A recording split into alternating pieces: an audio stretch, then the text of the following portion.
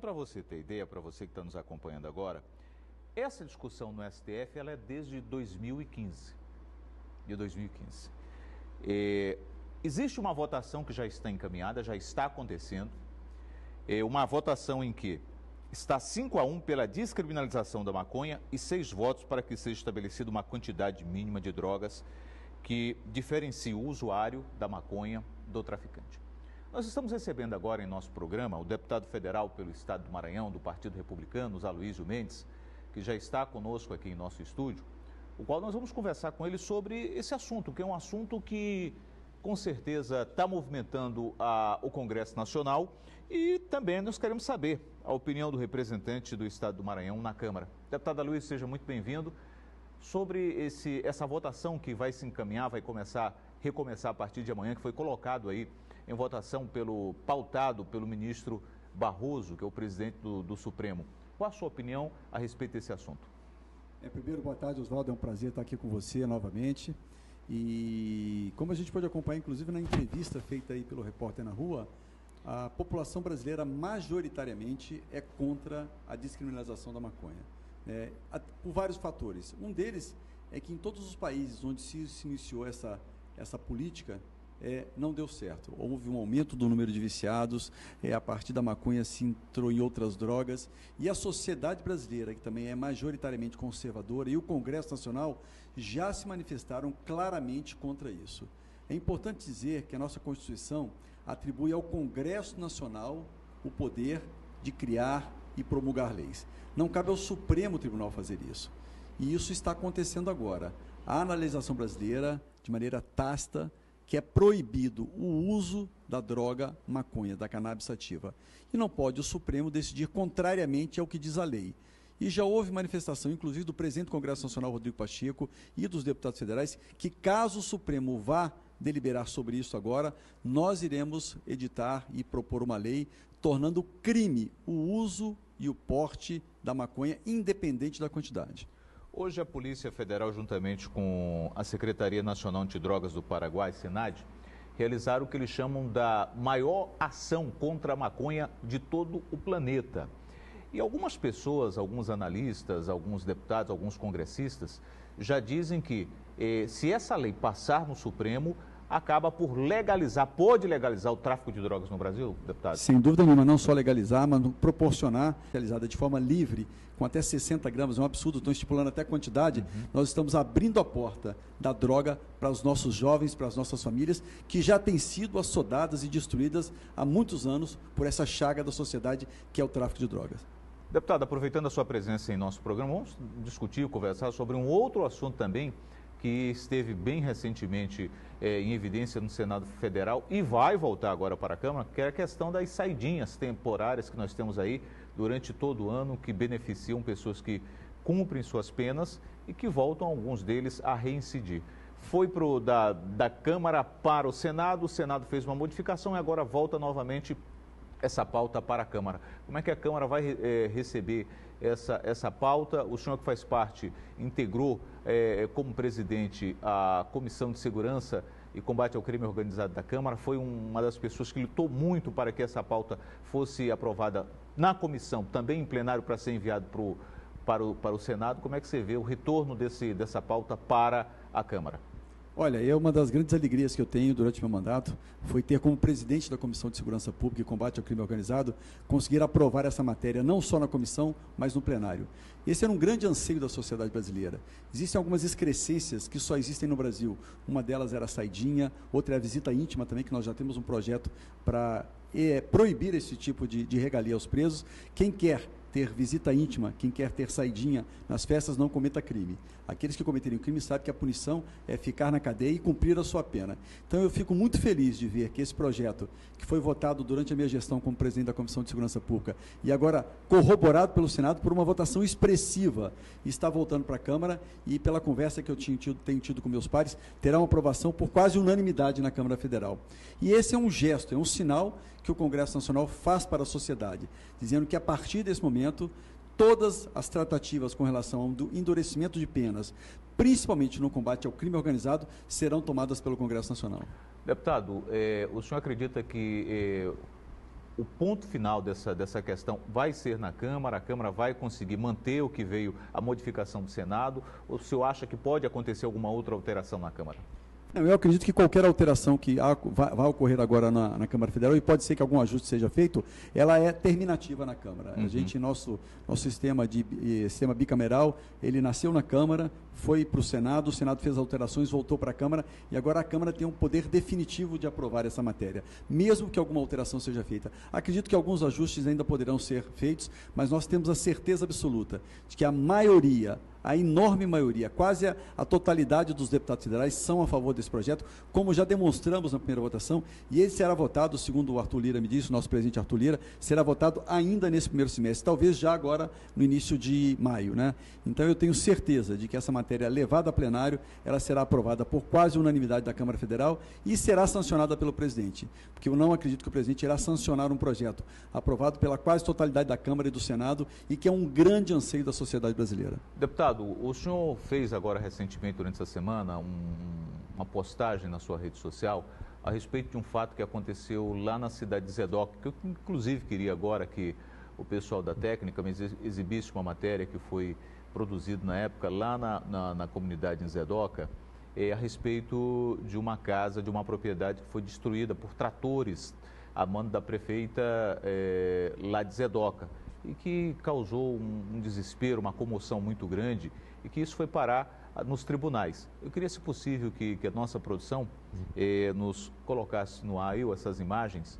Aí está a situação lá do senhor Manuel, não é isso? Na cidade de Zedoca, uma situação desoladora, onde teve a sua casa derrubada por tratores, a mando da prefeita lá de Zedoca. Naquela época, o senhor qualificou, disse que isso aí era a ação da quadrilha que estava no município, comandando o município de Zedoca.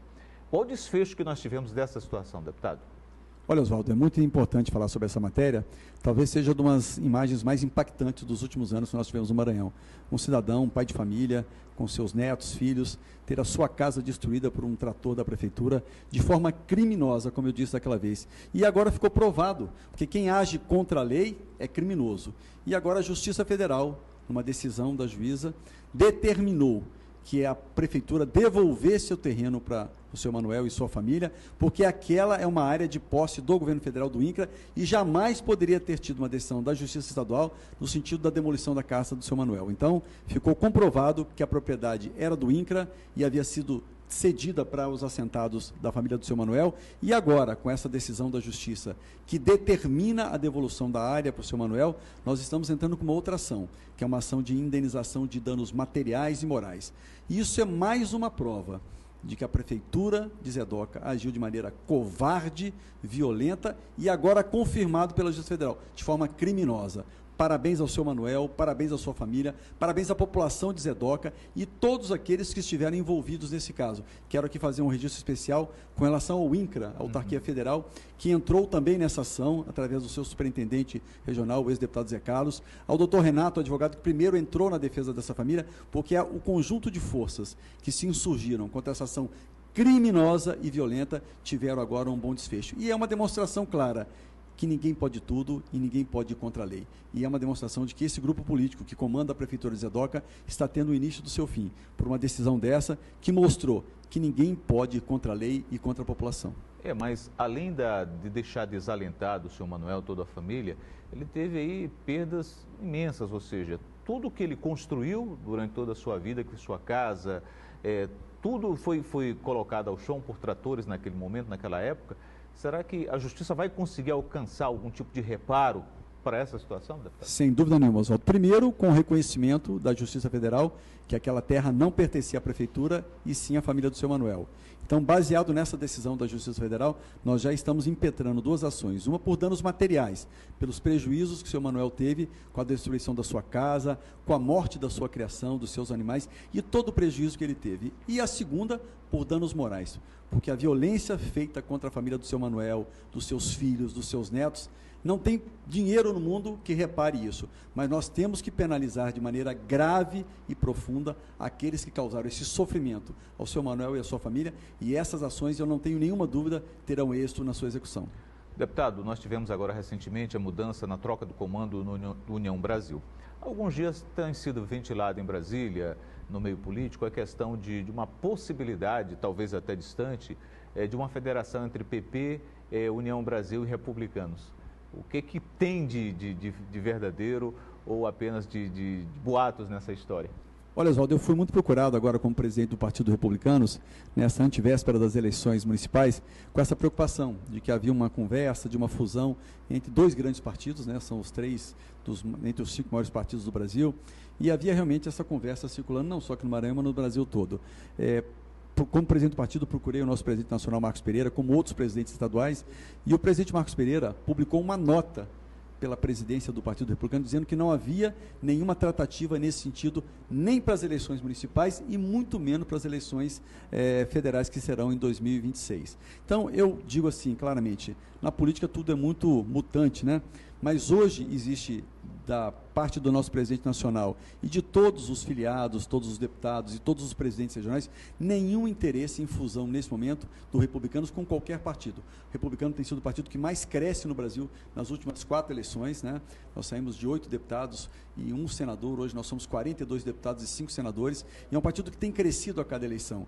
E o projeto do presidente Marcos Pereira e de todos os filiados e dirigentes do Republicanos é fazer com que na próxima eleição o Republicano saia como um dos maiores partidos do país. Não existe nenhuma tratativa nesse momento a esse respeito, como não para a eleição municipal e muito menos para a estadual em 2026. Com relação ao crescimento do seu partido, Republicanos, ele vai ter candidato aqui nas 4 cidades da ilha: Raposa, São José de Ribamar, Pasto Lumiar e, evidentemente, São Luís. Já estão feitos todos os acordos, está tudo já certo do apoio, da participação do Republicanos aqui na eleição na ilha, deputado? Oswaldo, o Republicanos é hoje, no estado do Maranhão, o 2º maior partido. Nós temos 43 prefeitos, né, e mais de 380 vereadores. Sem dúvida nenhuma, é um partido que atingiu essa marca com um trabalho de muitos anos, né, e nós, a partir do momento que assumimos o partido, nós temos que ele duplicasse o número de prefeitos, né, e vamos para essas eleições com uma condição de mais de 90 candidatos a prefeitos em todo o estado do Maranhão. Sem dúvida nenhuma, nosso projeto é fazer do Republicanos um partido ainda maior, mais sólido e mais consolidado na política do Maranhão, como é a nível nacional, né?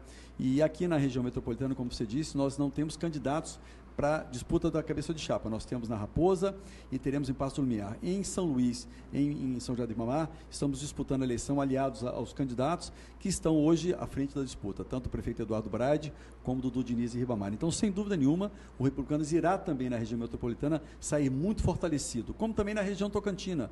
Temos uma candidata, Imperatriz, Mariana Carvalho, hoje deputada federal, me substituindo na Câmara, que está pontuando entre os 3 mais votados de Imperatriz. E temos a certeza que, muito em breve, Mariana irá despontar ainda mais e irá disputar essa eleição com condições reais de ganhar a eleição. Recentemente, o presidente do Republicanos, o deputado Marcos Pereira, fez uma viagem a São Paulo com o presidente Lula.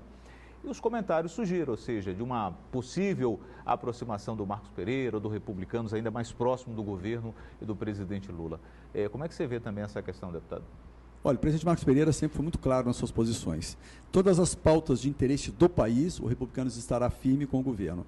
Com relação às pautas de identidade, de costumes, nós temos a nossa posição muito clara. O presidente Marcos Pereira é um presidente que fala com todos os segmentos da sociedade, inclusive com o presidente Lula e com o PT. Ele foi ministro, inclusive, da presidente Dilma, foi ministro da Indústria e Comércio, e tem um respeito e uma credibilidade muito grande, não só nas oposições, mas dentro do Congresso Nacional. Tanto que é hoje cogitado para ser presidente da Câmara dos Deputados e com condições reais de se eleger. Então, essa relação que hoje os republicanos têm com o governo é institucional, em defesa de todos os projetos de interesse do país, como votou a reforma tributária e todas as matérias de cunho econômico que são importantes para o país. Mas nós temos nossas posições muito definidas, por exemplo, com relação à descriminalização da droga, nós somos radicalmente contra, com relação à pauta de costumes, né? Então, os republicanos têm uma imagem dentro da sociedade brasileira de um partido conservador que defende os preceitos da família e continuará assim. Agora, o que for interesse do país, que seja a proposta do governo, principalmente na área econômica, nós estaremos focados em aprovar o que é bom para o nosso país. O senhor está de licença, inclusive licença médica, no tratamento que o senhor estava fazendo. Quando é que termina essa licença? Quando é que você volta aos trabalhos na Câmara, deputado? Na verdade, eu não estou de licença médica. Eu tirei uma licença para tratar de assuntos pessoais, né, que nós temos direito a 4 meses, né, e nessa oportunidade acabei fazendo uma cirurgia que era necessária.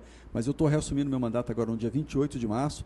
Né, me sinto muito gratificado pela representatividade da deputada Mariana Carvalho, que me substituiu, fez um brilhante trabalho na Câmara Federal, cresceu muito o seu nome no Congresso Nacional. Hoje é uma deputada respeitada por todos os segmentos e principalmente na região tocantina, onde desempenhou um papel muito importante em defesa da cidade de Imperatriz. Então, dia 28, eu reassumo meu mandato, usei esses 4 meses de licença para fortalecer o partido no estado do Maranhão todo, viajei o estado todo, vou continuar viajando no mês de março, mas volto no dia 28, reassumo meu mandato e já com projetos muito consolidados. Estou sendo indicado pelo meu partido para compor a comissão de orçamento, a comissão mais importante do Congresso Nacional, né, na condição inclusive de subrelator, né, setorial do Congresso do Orçamento Federal. Vou ocupar novamente a Comissão de Segurança Pública, que há 10 anos eu sou membro titular, fui presidente já por 4 anos e tenho um grande desafio, que é continuar trabalhando pelo Maranhão, pelos municípios e defesa daqueles conceitos tão caros à população brasileira, que são os conceitos do Republicanos. Só para finalizar, o Republicanos no interior do Maranhão, quantas cidades vão ter candidatos de cabeça de chapa do Republicano? Cabeça de chapa, 72 candidaturas até hoje. Eu acho que a gente chega até 80 até o final do mês de março. Seremos o partido que mais lançará candidatos a prefeito nesse pleito no Maranhão. São Luís, deputado.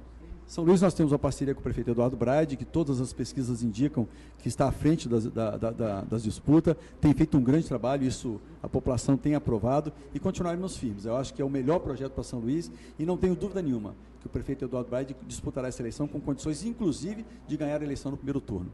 Deputado, muito obrigado pela visita, por conversar conosco, com os nossos telespectadores. É um prazer estar aqui com você, Oswaldo. Parabenizar a vocês pela grande audiência e pelo programa de grande qualidade. E sempre convidado, será um prazer estar aqui com vocês. Conversamos com o deputado federal pelo Republicanos, Aloysio Mendes. Vamos agora a um breve intervalo comercial, voltaremos em instantes. Aguarde.